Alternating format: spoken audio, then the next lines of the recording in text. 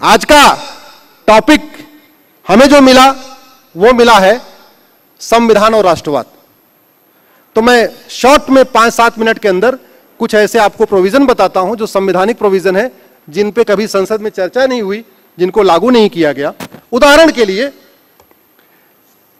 भारत का संविधान कहता है, आर्टिकल 351, सभी भारतीयों को हिंदी और संस्कृत लिखना, पढ़ना, बोलना आना चाहिए। हिंदी और संस्कृत लिखना, पढ़ना और, जोर से बोलिए एक बार, हिंदी लिखना, पढ़ना और। लेकिन अब इस पे संसद में चर्चा नहीं हुई, और इसकी ड्यूटी भी सेंट्रल गवर्नमेंट को दिया हुआ है, राज्यों को नहीं दिया, क्योंकि संविधान निर्माताओं को लगता था ये राज्य तो अपनी अपनी भाषा को प्रमोट करेंगे, संस्कृत को शायद प्रमोट नहीं करेंगे, इसलिए इसकी ड्यूटी किस पे डाल दिया। तो ये भी आसान हो सकता है, समान शिक्षा कानून बनाइए, राइट टू इक्वल एजुकेशन बनाइए, और उसी में मैंडेटरी कर दीजिए कि भाई देखो हिंदी संस्कृत तो पढ़ना ही पढ़ना है।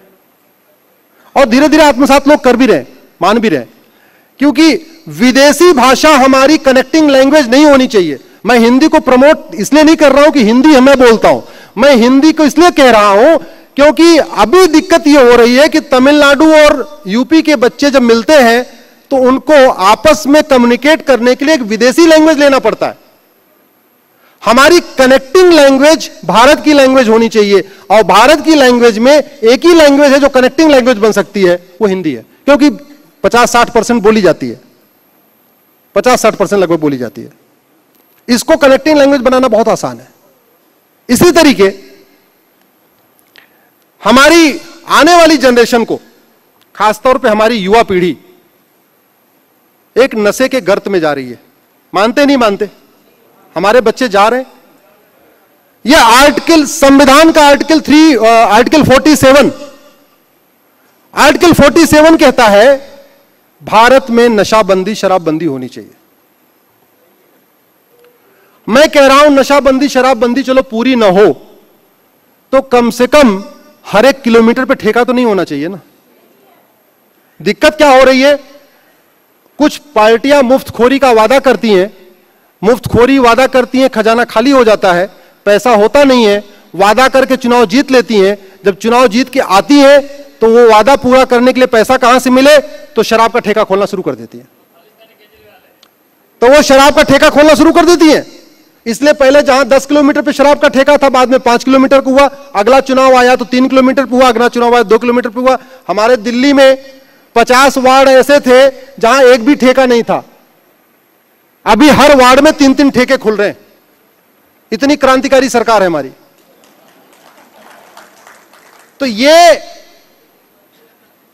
इसका समाधान भी वही है, सड़क, संसद और सुप्रीम कोर्ट।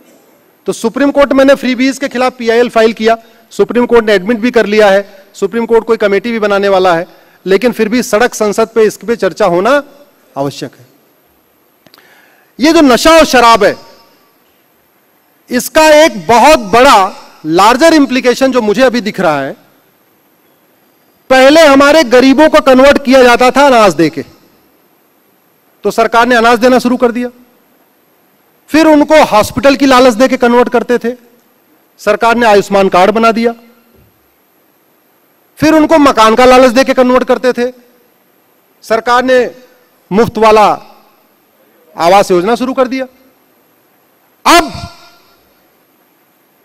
हमारे वो गरीबों को, दलितों को, आदिवासियों को वो नशा दे रहे हैं, ड्रग दे रहे हैं, उनको ड्रग एडिक्ट बना रहे हैं, शराब की बोतल दे रहे हैं।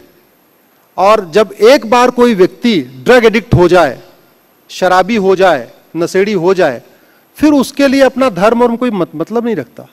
फिर उसको भाई जहां है, जब यहां कुछ नहीं करना, कुछ नहीं मानना, तो उधर भी जाके ना करो, क्या फर्क पड़ता है। तो ये जो ड्रग है, ये जो शराब है, ये हमारे केवल हमारे बच्चों को नहीं कमजोर कर रहा है, हमारी आने वाली पीढ़ी को नहीं बर्बाद कर रहा है, बल्कि बहुत बड़ा कन्वर्जन का टूल बन चुका है। और इस समय हमारे गुरुओं की धरती पंजाब सबसे ज्यादा नशे के चक्कर में पड़ चुकी है, सबसे ज्यादा धर्मांतरण वहां हो रहा है। दुनिया का चौथा सबसे बड़ा चर्च जालंधर में बन रहा है। कैसे? मिशनरियों ने पहले वहां ड्रग फैलाया, जब ड्रग में पूरे यंग जनरेशन को ड्रग में ले लिया, अब उसके बाद वो कन्वर्ट करते चले जा रहे हैं। दूसरा, अभी पीएफआई पे छापा पड़ा। पीएफआई पे बात करके मैं अपनी बात कंप्लीट करता हूं।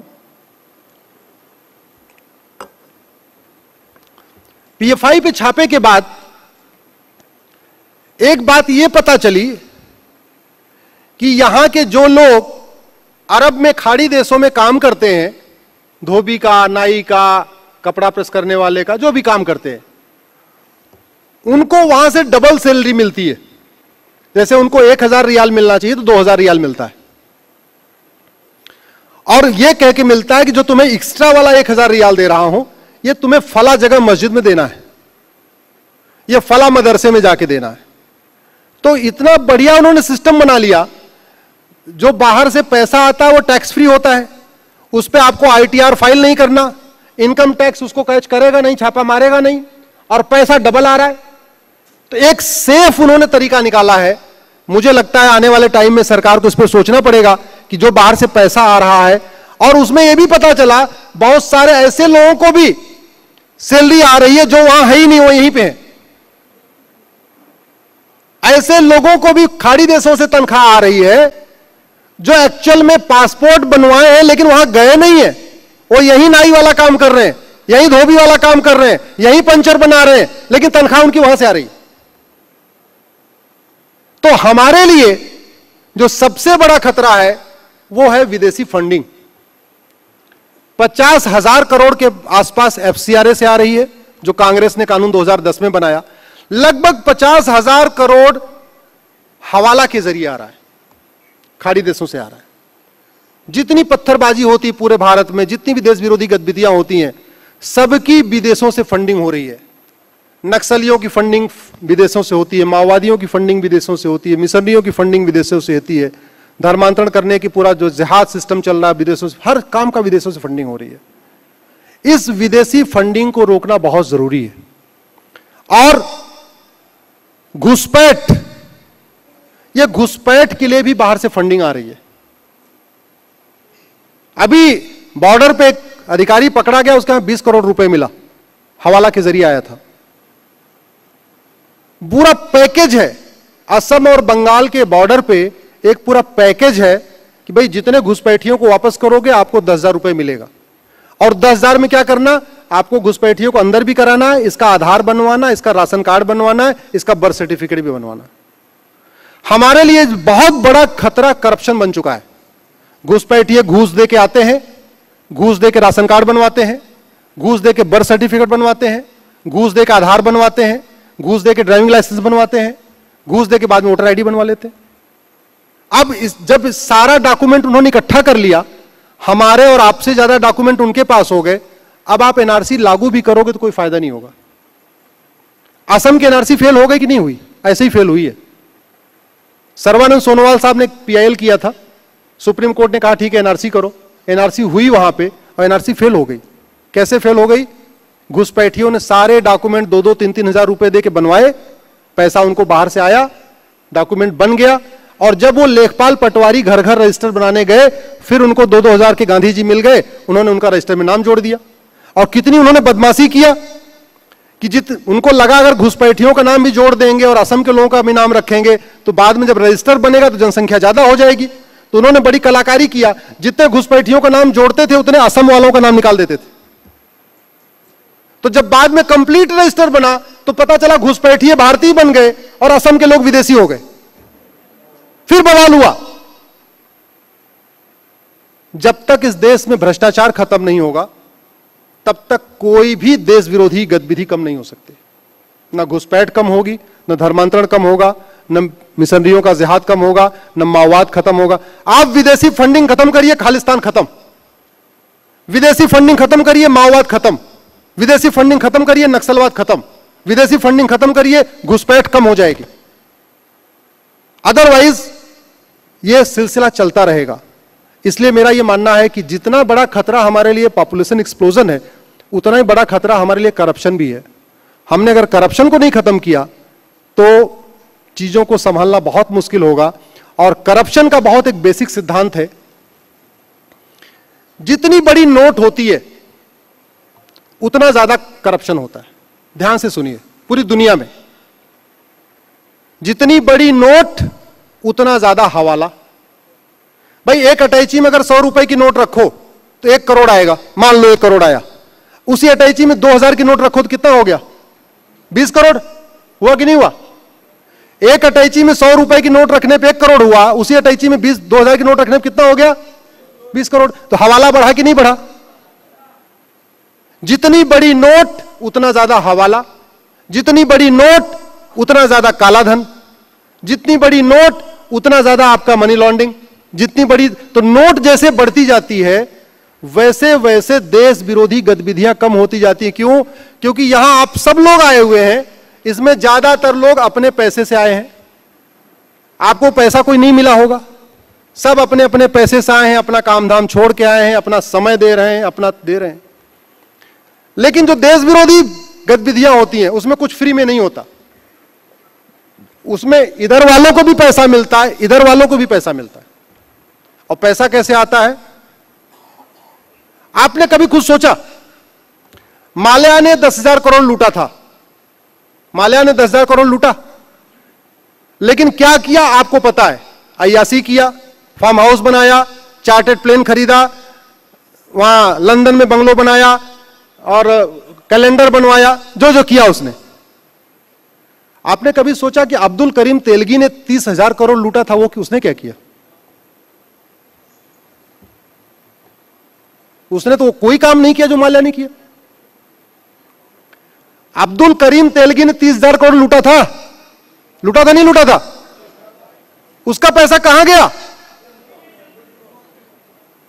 हसन अली ने 35,000 करोड़ लूटा, उसका पैसा कहां गया?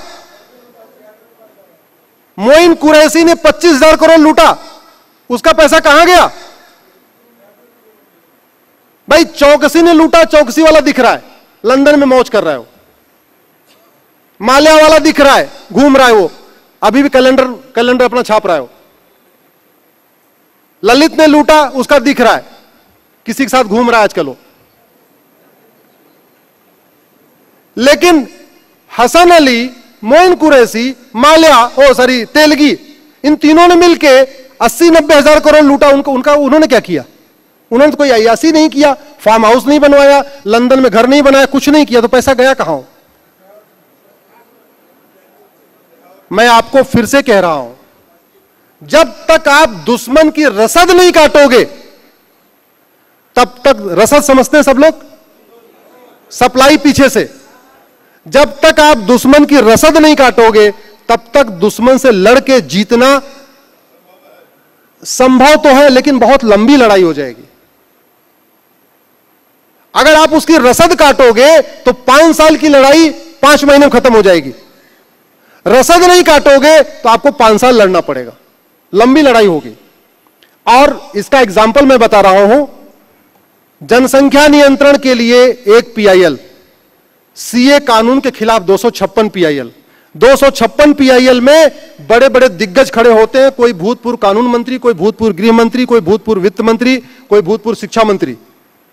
ऐसे ऐसे वकील खड़े होते हैं जो 25-25 लाख रुपए लेते हैं। आपको लगता है उनको पैसा कौन दे रहा है? घुसपैठियों को बसाने की 22 पीआईएल खड़े होते हैं, भूतपूर्व गृह मंत्री, वित्त मंत्री, शिक्षा मंत्री, ऐसे दिग्गज।